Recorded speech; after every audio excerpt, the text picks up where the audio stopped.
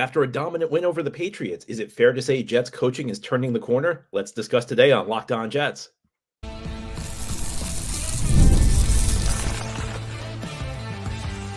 You are Locked On Jets, your daily New York Jets podcast. Part of the Locked On Podcast Network, your team every day. Welcome. This is the Locked On Jets podcast, part of the Locked On Podcast Network, your team every day. It's Wednesday, September 25th, 2024, and I'm your host, John B. from GangGreenNation.com. Thank you so much for making the show your first listen or first watch every day. Subscribe to the show for free on YouTube or wherever you get your podcasts so you'll get new episodes as soon as they're posted. If you enjoy the show and are listening on the podcast source, please give it a 5-star review. If you're watching on YouTube and enjoy the show, give this episode a big thumbs up. It helps us out. It helps other Jets fans find the podcast. Today's episode is brought to you by Gametime.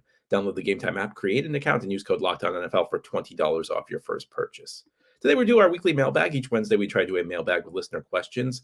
Thanks so much to everybody who sent in questions. Let's begin. Our first question. John, since the second half of the Titans game, this coaching staff seems more loose and aggressive. We see a lot of different defenses from Saleh and Ulbrich. The offense seems way more willing to use the pass to set up the run and get different guys touches. Do you think the Jets coaching staff has gained some confidence the past 2 weeks that could have this team turn into a top team on a consistent basis? So yeah, the much maligned Jets coaching staff now getting some praise after a great Week 3 win over the New England Patriots. I think it's too early to say that the Jets coaching staff is on track at this point. Now, when people question the Jets coaching staff, I think they're really questioning two elements of it, because there are parts of the Jets coaching staff that I think everybody agrees are excellent. I think their coaching on the defensive side of the ball, difficult to take much issue with them over the last 2+ years. Jeff Ulbrich's done a great job as defensive coordinator. And Saleh, I think we know Saleh, even if he gives Ulbrich a lot of the credit, and Ulbrich deserves a lot of the credit, Saleh is the overall defensive architect. They're implementing Saleh's vision. Robert Saleh, nobody will ever question his defensive acumen. I think on the special teams phase of the game, Brett Boyer's excellent. Again, you'd have a difficult time finding anybody who would tell you Brett Boyer is a bad coach. Brett Boyer is an excellent special teams coach. So when the Jets coaching staff is criticized, it's not the entire coaching staff. I think everybody acknowledges that there are individual elements of this coaching staff that are outstanding. I think, and there are some position coaches who are quite good. The Jets have developed a lot of players, especially on the defensive side of the ball. I think the position coaches deserve some degree of credit for that. I think really there are two areas when people say the Jets don't have good coaching, really two areas to focus on. One is the offensive coordinator, Nathaniel Hackett. And I don't think I need to go into a lot of depth to explain to you why Nathaniel Hackett gets questioned. The second is Saleh as head coach. Nobody's going to question Saleh's dedication. Nobody's going to question Saleh's influence. Nobody's going to question Saleh's effectiveness on the defensive side of the ball. But being a defensive coordinator is different from being a head coach. I think everybody agrees Saleh is a great defensive coordinator. The success the Jets have had on the defensive side of the ball is testament to that. But being a head coach is more than just about building your own side of the ball. We know that well with the Jets, because the Jets have had a string of coaches who were very good on the defensive side of the ball, defensive-minded head coaches, and couldn't build an offense. I think that Saleh, in many ways, struggles with the head coaching job. Now, over the last 3 years, Saleh has had, his first 3 years, Saleh had maybe the worst quarterback play in the league, if not the worst. It was in the discussion among the worst. And any coach is going to look worse with bad quarterback play. If you don't have a quarterback, any coach is going to look bad. But on the same note, when you have a quarterback who goes out and shreds the other team's defense like Aaron Rodgers did last Thursday night, any coach is going to look pretty good. So you can't have it both ways. You can't say don't blame Saleh for the first 3 years because he had Zach Wilson, and then point to Thursday night and use that as evidence Saleh is a good head coach. What I try and do is separate the stuff that I can only put on the coaching from the stuff that like could be something else. So, I try and separate the quality of quarterback play when I judge a head coach. What are the things I judge a head coach on? There are a lot, but a couple of the important ones. Does he build a good staff around him? Because being the head coach means you're delegating an awful lot. That's one of the reasons hiring Jeff Ulbrich was really good for Saleh, because Saleh is not the defensive coordinator anymore. He has extra responsibilities. He can't focus his entire schedule on the defensive side of the ball anymore. So you need a good lieutenant on that side of the ball. But also, do you hire people who are great in areas where you're not an expert. Because if Saleh sees something wrong with the defense, even if he can't spend as much time on a day-to-day basis, but he can point it out. He can say to Ulbrich, "Hey, we need to fix this," and then Ulbrich will oversee the stuff on the smaller level. Do you hire people do you hire effective people in the areas that aren't your area of expertise? I don't think Saleh has done a very good job with that. I don't think the offensive hires Saleh has made have been very effective. Do you set an overall tone for your team? I don't think you can say he's done that effectively. I mean, I think if you look at last year, especially after Rodgers went down, the Jets were a team that did not show. I mean, they won some games early in the season, but if you read some articles about what was happening behind the scenes, it was almost like the team was resigned to its fate. And obviously, like after Rodgers went down, it was a much tougher road for the Jets. Results were going to be tougher to come by, but you just read about what was happening in the organization. It was like they just kind of went down without a fight. That's on him. Does he run the game effectively? I'd say not really. I think he's behind the times. He doesn't use modern methods of game management. It's an area where he struggles. So there are others I could go on to, but I think the overall point is that right now the issue I have with Saleh is that any compliment I could give him are the compliments I would give a good defensive coordinator. These are not the compliments I give a head coach. And I think the stuff that comes down to head coaching is where we've not seen great stuff out of Saleh. Now, I'll say this: coaches can get better over time. There are coaches who struggle early in their careers, and look, this is the toughest, maybe the toughest job you can take in the NFL is being a head coach. It's one of the toughest jobs in sports because there's so many complexities to it. There's so many different aspects of a football team. There's so many different aspects of running a football game. You have a 53-man roster. You have two distinct sides of the ball. I mean, in every other sport, guys play both offense and defense. In football, you have distinct units. So there's so many different specializations you need. You're managing a much bigger coaching staff. The salary cap in football is more complex than the caps in other sports. So, when you're focused, when you're trying to work with your GM to build your team, there are complexities other sports you don't have to deal with. So in some level, you expect a first-time head coach to struggle out of the gates. But now Saleh's in year 4. It's time to see some improvement. If the Jets continue to play well, I'm not, I don't say this stuff. I hate how your judgments of head coaches have to turn into something like a political campaign where once you decide you think a guy's good or not, you can never change your mind. I don't think that's a very productive mindset to have when you evaluate football. I think you look at the evidence in front of you and take it where it leads you. I think right now it's difficult to build a case that Robert Saleh is a good head coach. If he improves in the areas I'm discussing, maybe a year or two down the line, we can say he is an effective head coach. But it's going to take more than one game against New England. And as far as Hackett goes, I mean, look, I think the glass is half full scenario, the optimistic Jet fan scenario coming into the season. This is what the people who were trying to map out a path to success for the Jets were saying. This is the glass is half full scenario was that Nathaniel Hackett would be irrelevant because of Aaron Rodgers.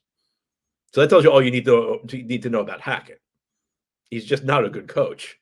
I don't think there's any hope for Hackett as an offensive coach. I mean, he's been in this job for a long time, and he hasn't shown any signs of growth. So I think the hope just has to be the quarterback.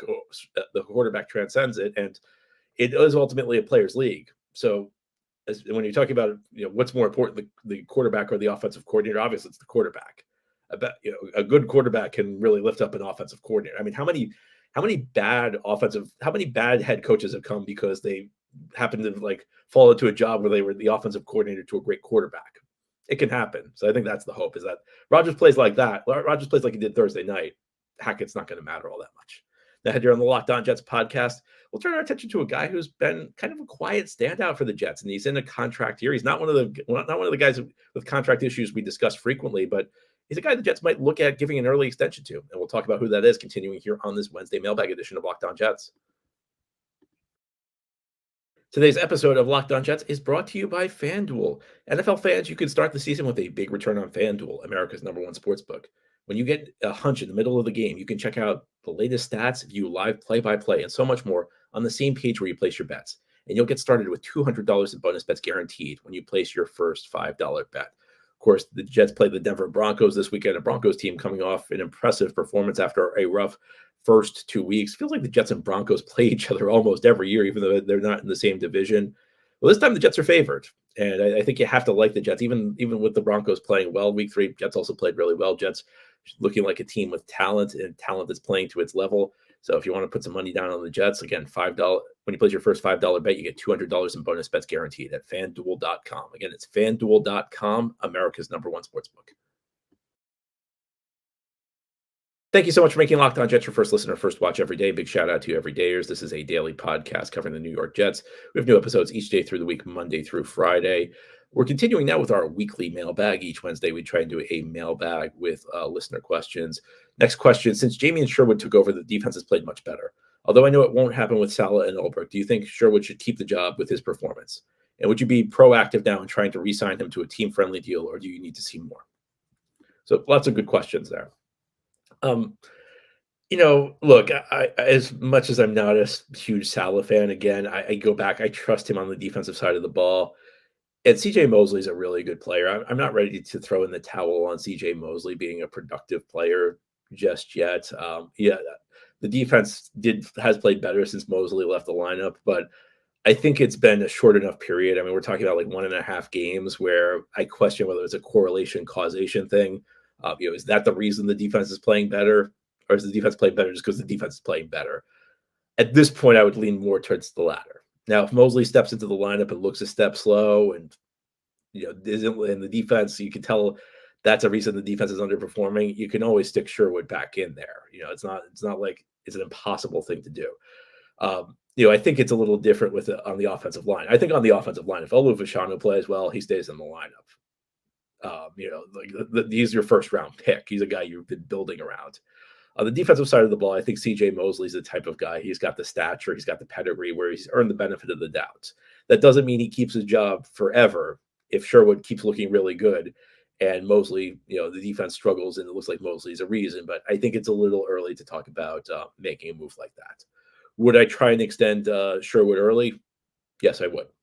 I am always a fan of being proactive with players. I think it's something the Jets have struggled with, much to their own detriment. I can, time and time again, they either lose guys who are quality players who came up in their system, or they end up paying them more than they needed to because they let the guy get to free agency where the guy has leverage. Would Sherwood be amenable to a contract extension right now? I'm not so sure about that. Maybe he would, maybe he wouldn't. If I'm Sherwood, I'm looking at this situation, and CJ Mosley is going to be with the Jets in 2025. His contract, the way his contract is structured, requires him to be on the team next year. We know Quincy Williams isn't going anywhere, so there's no real path to starting if you're Sherwood. I would love to keep him though. I think it's it would be tough for the Jets to develop this kid and like have him grow for 3 years and then have some other team reap the benefits, but I don't know that there's a path forward. That said, look, if Sherwood is somehow amenable to it, if Sherwood likes the Jets and this coaching staff, I'd look to keep him. I think you're always best keeping your own guys because they come up in your system. You bring somebody else from another team who's played well. It might just be that they're a better fit for the other team system than they are your system. And you also want you want guys who come up in your system because you develop loyalty, you develop a Jets culture. Look at Hassan Reddick's a perfect example. I say this all the time that this guy's on his 4th team. He's got no loyalty to the Jets. So can we be that surprised he's holding out for money? Why wouldn't he? It's not like this is a lifelong Jet. It's not like this is a guy with like Nick Mangold who loves the Jets, who always loved the Jets, and now is holding out in this huge year. It's a guy who never had any loyalty to the team. You keep your own guys, you build some loyalty. So I'm all for trying to do it. I don't know whether he would do. I mean, logically speaking, I don't know what's in it for him, but I would at least explore it. I think it's worthwhile. Next question, since I just brought up the Reddick situation, what's the best path forward? Should they trade him? Should they sign him? Should they do neither? What do you expect will happen? I mean, I'm almost tired of speaking about Reddick. At this point, we'll just play it out, I guess. I mean, it's one of two things. I think the way this finishes is one of two things will happen. Either the Jets defense will struggle to the point where they'll feel like they need Reddick and they'll work something out, or Reddick will come in because he doesn't want to lose his free agency. Because I think Reddick has to play at least 6 games this year, or he doesn't become a free agent after the season. So I think this is going to be a longer standoff because right now there's no real urgency with the Jets playing well. there's no real urgency to get Reddick in. If this team's 1-2, it would be a different story. As long as the Jets, win games, I don't think that they're going to they're going to feel a ton of pressure to get Reddick in here. And Reddick's not going to feel a ton of pressure up until the deadline where he loses his free agency because, again, he has to play, I think, 6 games. So this standoff could last quite a bit longer. I'll be honest with you, I'm surprised. I didn't think it would go this long. I think that I don't think either side has covered themselves in glory here. I don't think either side has really acted to their own benefits. I mean, I don't see how Reddick losing all these millions of dollars and losing a chance to perform in a contract year, show he can still play at a high level. I don't see how that's benefiting him. And the Jets, we've talked a lot about it. I just how you make a trade for this guy and think you're not going to have to give him a new contract is something that I will always have a tough time understanding. But I think that this situation is probably not going to conclude anytime soon. So just kind of hang in there, I guess. Next question: is there any difference from a preparation standpoint between the long week coming off a Thursday night football game versus a normal week? Does the team essentially take the 3 days off? Do they spend any additional time practicing, prepping for the next game? My understanding is it depends on the team. There's no way it's set in stone. Teams can kind of do whatever they want. Obviously coming off a short week, obviously coming off a week where you only had 3 days of rest and have to play a second game, there's going to be recovery time for the players. Players are definitely going to need a little bit of extra time off, but you have that luxury because you have the extra days. So, I mean, I've heard of stories of teams practicing, but they also get time off. I think the biggest impact is on the coaching staff because the coaching staff kind of has extra time to think about what they want to do for the next opponent. They have extra time to kind of cook up the game plan for the next opponent. It's a little bit of luxury. Or sometimes the coaches, my understanding is that sometimes the coaches get off. I think we forget about just the grind this season is. These coaches are working really, really long hours. And look, they're paid well. They're at the pinnacle of their profession. So I'm not trying to say that with any idea that they deserve a ton of sympathy. Look, a lot of people would love to work in the NFL, but it's a grind. You're away from your family pretty much full time. You're at the team facility almost full time through the season. So an opportunity for sometimes, you'll see teams give their coaches an opportunity to go home and, spend time with their families, which is lacking once you're in season. So yeah, I'm not in the league, obviously. So I'm just using this based on stuff I've both read and stuff I've heard from people that I know, but I get the feeling that there's no real set in stone formula for teams dealing with the extra 3 days. Just kind of, whatever your team needs, whatever your head coach thinks is like the best thing for your team. That's usually the way it goes. Now, here on the Locked On Jets podcast, we'll turn our attention to draft strategies. There's a team that recently had success. Should the Jets look to replicate their model? Maybe, but their model may not be what you think. And we'll talk about that in more detail continuing here on this Wednesday mailbag edition of Locked On Jets. This show is sponsored by BetterHelp. What's something you'd love to learn? As an adult, do you make time to learn new things as often as you like, or was that lost in childhood? Kids are always learning and growing, but as adults, sometimes we lose that curiosity. What's something you'd like to learn? Gardening, a new language, or maybe how to finally beat your best friend in bowling? Therapy can help you reconnect with your sense of wonder because your back-to-school era can come at any age. Therapy has many benefits. It's helpful for learning positive coping skills and how to set boundaries. It empowers you to be the best version of yourself, and it's not just for those who've experienced major trauma. If you're thinking of starting therapy, give BetterHelp a try. It's entirely online, designed to be convenient, flexible, and suited to your schedule. Just fill out a brief questionnaire to get matched with a licensed therapist and switch therapists at any time for no additional charge. Rediscover your curiosity with BetterHelp. Visit BetterHelp.com/lockedon today to get 10% off your first month. That's BetterHelp, HELP.com/lockedon. This is the Locked On Jets podcast here on this Wednesday. We're doing our weekly mailbag show. Our next question. In 2022, the Rams kept an all-in strategy of veterans versus draft picks, and it paid off. At this stage, with Father Time and Rodgers a reality, don't you think Woody will go all chips in, and shouldn't we be all for it? So I think there's a misconception with what the Rams did. The Rams traded a lot of first-round picks for veteran players. But the Rams are a team that has actually built quite a bit through their draft. The Rams load up on picks in the rounds 3 to 5 range. Historically, the Rams always have extra picks.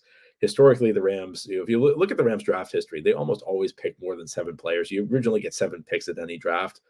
The Rams, you have to go back a long time to find a draft where the Rams did not pick 7 players. I mean, usually they do.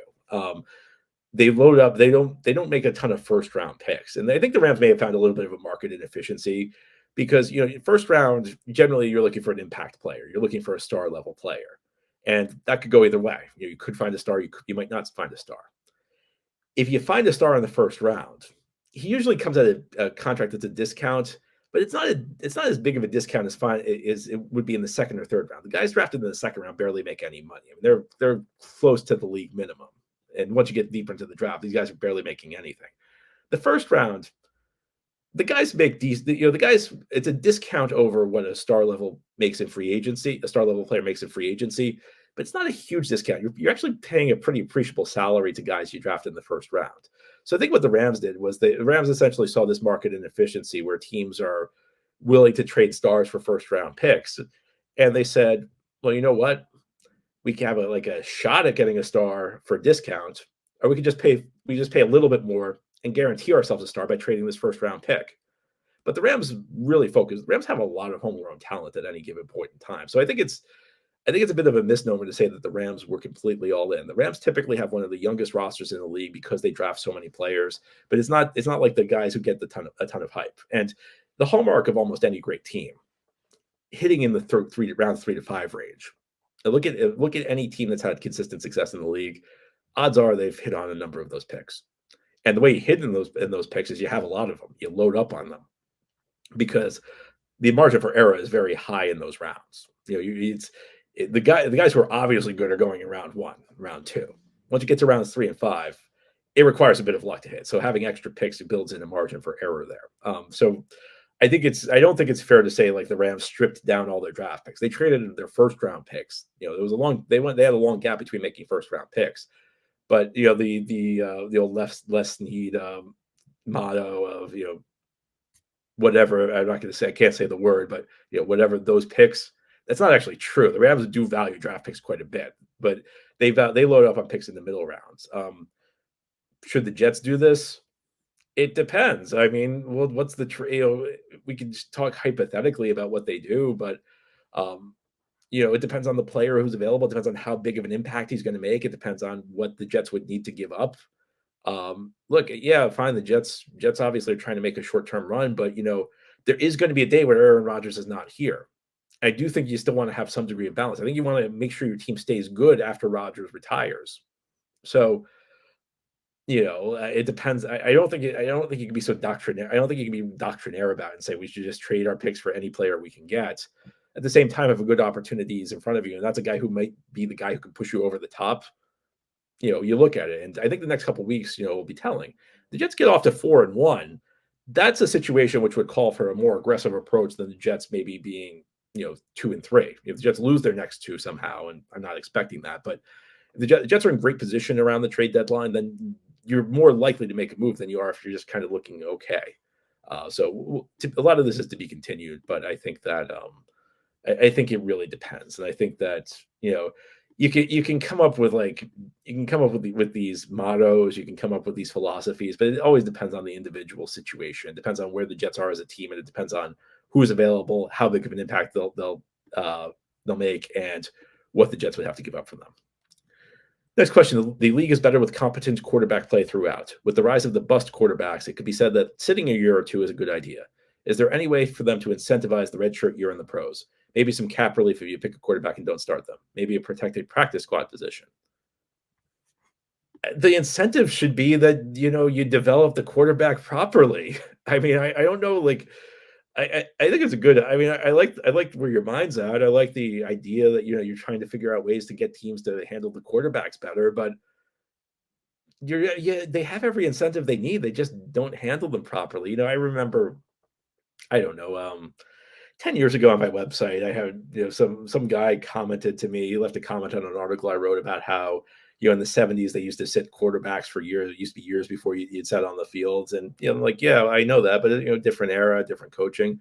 But I actually have come along to that mindset that maybe they had it better back decades ago, where quarterbacks didn't play immediately. And I think that one of the issues that you see is, I think one of the most destructive things that's happened in the NFL in general is this, the theory behind the idea that the quarterback on the rookie contract is the biggest advantage you can get in sports, because it's a position where, you may have to pay $50 million a year on the open market. So you're getting a good quarterback, but you have that extra $50 million in cap space because the quarterback you draft is not making that the first 4 years of his career. There's truth to it, obviously. Obviously, it's true, but it's become just this all-encompassing thing to the point where I think it's been destructive, where teams are so desperate to find the quarterback on the rookie deal that they draft these guys and they put them in the lineup before they're ready. And it just, they don't give these quarterbacks a chance to succeed. It's great when you find CJ Stroud, a guy who's ready to play, but those guys are the exceptions. A lot of quarterbacks clearly need more time. For some of them, will never make it. There are some guys who just don't have it. But look, when you enter the league, you're seeing all these concepts on the defensive side of the ball you've never seen before. It's going to take time unless you're in like an ideal situation, like Mahomes in Kansas City, where he sat for a year. Nobody talks about this. He sat for a year. He was thrown into a situation where he had the best supporting cast in football. He had the best schemed offense. They made his life easy. And look, he went out there and made great plays, but he had a lot to learn. Would Mahomes have thrown for 50 touchdown passes in any other situation in the league in 2018, his first year as a starter? No, of course not. And that's one of the things that helped him build confidence. And now he's the guy who does everything. But he learned, and but his early days as a starter weren't spent with him being destroyed in the media and losing his confidence and being blamed for his team losing, because they threw him into a good situation. They threw him in a situation that was conducive for success. Teams don't do that. I think a lot of teams, they think a lot of mediocre GMs and mediocre head coaches see the rookie quarterback as their golden ticket to saving their job. And I think the other aspect of this is that when you do find the guy, the exception to the rule, like CJ Stroud, it's a career maker. So sometimes GMs will see what they want to see when they scout a prospect. They just want to believe that this guy's special because that's the sort of thing that can make your career. So they talk themselves into players they shouldn't talk themselves into. They ignore the red flags, and they throw these young quarterbacks into situations where it's just not conducive for their success. So I would change quite a bit about the way the league runs with these young quarterbacks. But that's all for today's episode. This has been the Locked On Jets podcast, part of the Locked On Podcast Network. Your team every day is our motto. As always, if you enjoyed the show, hit the subscribe button where you're watching or listening so that you'll never miss an episode. If you enjoy the show and are listening on a podcast source, please give it a 5-star review. And if you're watching on YouTube and enjoy the show, give this episode a big thumbs up. It helps us out, helps other Jets fans find the podcast. Enjoy your Wednesday, everybody. We'll be back tomorrow to talk more Jets.